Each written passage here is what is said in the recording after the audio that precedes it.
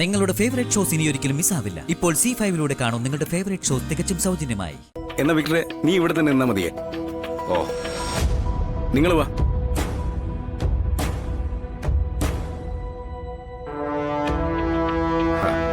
അല്ലേലും കടപ്പുറംകാർക്കൊക്കെ എപ്പോഴും ചാളയുടെ വിലയല്ലേ ഉള്ളൂ.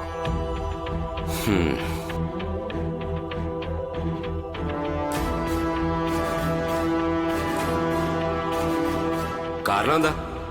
അയാൾക്ക് കൈക്കൂലി വേണോന്ന്.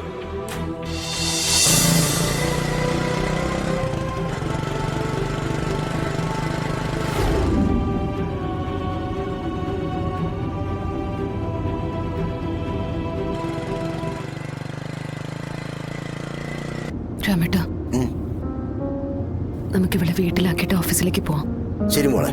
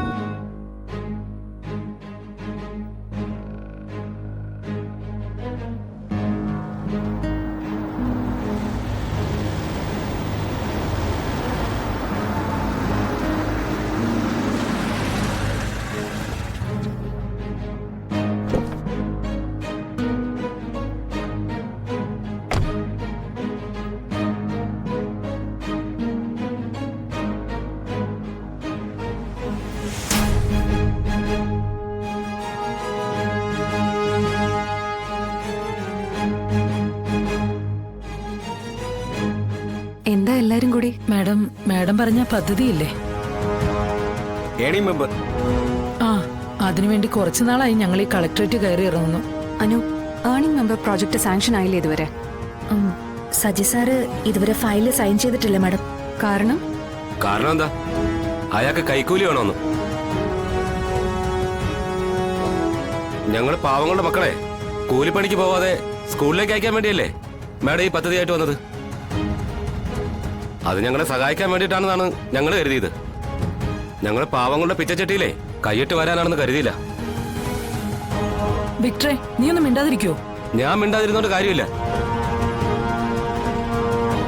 നമ്മുടെ പിള്ളേർക്ക് എന്തെങ്കിലും നക്കാപ്പിച്ച കിട്ടുന്ന കരുതിയിട്ടേ ഇവിടുത്തെ ജോലിക്കാർ ചോദിക്കുന്ന 50,000 രൂപ കൈക്കൂലി കൊടുക്കാൻ പറ്റുമോ?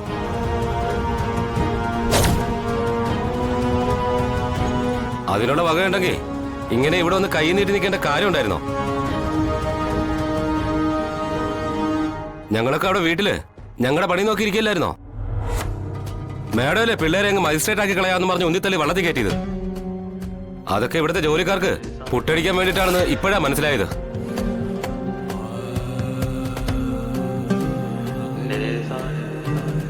അല്ല, മാഡത്തിന് ഇതിൽ പങ്കുണ്ടെന്നല്ലേ മറ്റുള്ളവർ പറയൂ. വിക്ടറെ, നിന്നോട് നിർത്താനാണ് ഞാൻ പറഞ്ഞത്. ഞാൻ ഉള്ള കാര്യം പറഞ്ഞത്. അനു, സജിയോട് ഏർണിംഗ് മെമ്പർ പ്രോജക്റ്റിന്റെ ഫയൽ എടുത്തോണ്ട് എന്റെ ചേംബറിലേക്ക് വരാൻ പറയും. നിങ്ങൾക്കും വരാം.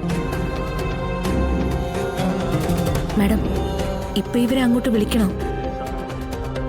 പ്രോജക്ട് ഫയല് ഡീറ്റെയിൽ ആയിട്ട് പഠിച്ചിരിക്കുന്നത് സജി സാറാ. സാറുമായിട്ടൊരു ഡിസ്കഷൻ കഴിഞ്ഞിട്ട് ഇവരെ വിളിച്ചാ പോരെ? അത് പോരാ. ഇവർക്കൊക്കെ വേണ്ടിയാണ് പ്രോജക്റ്റ്. അത് നടപ്പാക്കുമ്പോ സുതാര്യമായിരിക്കണം. എല്ലാവരെയും ബോധ്യപ്പെടുത്തുന്ന മട്ടിൽ ഒളിവും മറവും ഒന്നും വേണ്ട.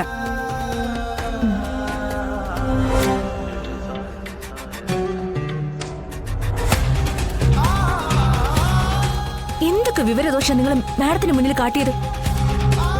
ജില്ലാ കളക്ടർ എന്താ നിങ്ങളുടെ കളിപ്പിള്ളയാണെന്ന് കരുതിയോ? അനു, മാഡം വരൂ.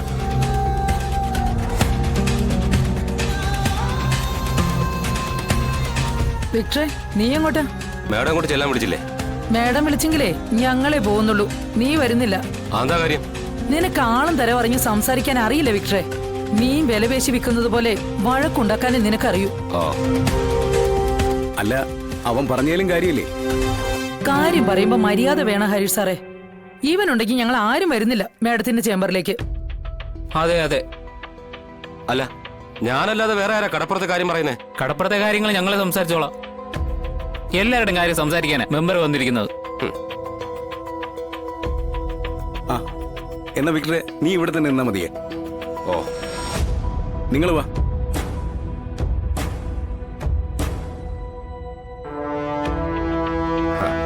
അല്ലേലും കടപ്പുറംകാർക്കൊക്കെ എപ്പോഴും ചാളയുടെ വിലയല്ലേ ഉള്ളൂ.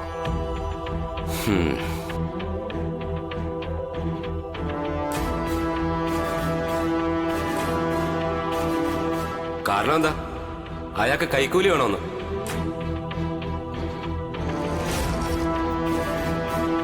മാഡം. യെസ് മാഡം, സജി സാറിനോട് വരാൻ പറഞ്ഞിട്ടുണ്ട്. ഏർണിംഗ് മെമ്പർ പ്രോജക്റ്റിന്റെ ഫയല് എന്റെ ടേബിളിൽ എത്തിയില്ലല്ലോ അനുപല്ലവി. സജി സാർ അത് നോക്കിയിരുന്നത്. മാഡത്തിനടുത്തേക്ക് അയക്കാൻ എന്തോ തടസ്സമുണ്ടെന്ന് പറഞ്ഞു. അത് ക്ലിയർ ചെയ്തിട്ട് അയക്കാന്നാ സജി സാർ പറഞ്ഞത്. എന്ത് തടസ്സാ? നമസ്കാരം മാഡം. ഫാമിലിയൊക്കെ സുഖായിരിക്കുന്നല്ലോ അല്ലേ സജി? കുഴപ്പമൊന്നുമില്ല മാഡം. കുഴപ്പമില്ലെന്ന് പറഞ്ഞാ തട്ടിമുട്ടി പോകുന്നെന്നോ അതോ അത്യാവശ്യം ആർഭാടമായി കുറച്ച് സമ്പാദ്യത്തിലൊക്കെ മുന്നോട്ട് പോകുന്നെന്നോ? ദൈവാനുഗ്രഹം കൊണ്ട് കുഴപ്പമില്ലാതെ പോകുന്നു മാഡം. മുമ്പ് തിരുവിതാംകൂറുകാർ സർക്കാർ ജോലി കിട്ടുമ്പോ പറഞ്ഞിരുന്നത് ശ്രീ പത്മനാഭന്റെ 4 ചക്രം കിട്ടിത്തുടങ്ങിയെന്ന. നാട് ഭരിച്ചിരുന്ന മഹാരാജാവ് പത്മനാഭദാസനായതുകൊണ്ട് മാത്രമല്ല, ജോലിയെ ദൈവമായാണ് അന്നത്തെ ആൾക്കാർ കണ്ടിരുന്നത്. ഇംഗ്ലീഷിൽ പറയും വർക്ക് ഇസ് വർഷിപ്പ്. അതായത് ജോലി തന്നെ ദൈവപൂജ. ദൈവാനുഗ്രഹം ഉണ്ടാകണമെങ്കിൽ ജോലി നന്നായി ചെയ്യണമെന്ന് ചുരുക്കം. ഒരു ഡെപ്യൂട്ടി കളക്ടർക്ക് സർക്കാർ അത്ര മോശമല്ലാത്ത ശമ്പളം തരുന്നുണ്ടെന്നാണ് എന്റെ വിശ്വാസം. സജിയുടെ മകൻ കാനഡയിൽ പഠനത്തിനൊപ്പം ജോലി ചെയ്യുന്നു. മകൾ ബാംഗ്ലൂരിൽ മെഡിസിന് പഠിക്കുന്നു. Am I right? മാഡം, ഇതൊക്കെ ഇപ്പൊ എന്തിനാണ്? ഇതൊക്കെ ഇപ്പോ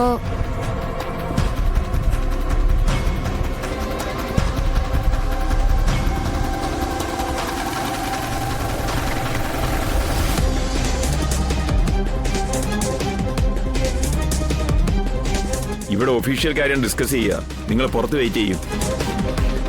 ഹേയ് വെയിറ്റ്, നിൽക്ക്. നിങ്ങളോട് ആരാ പോകാൻ പറഞ്ഞത്? This is district collector's chamber. Here I am the decision maker. നിങ്ങൾ അവിടെ തന്നെ നിൽക്കണം.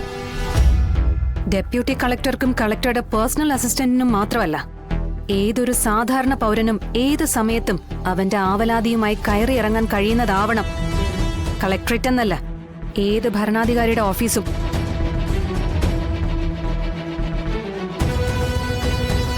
മനസ്സിലായോ സജിക്ക്?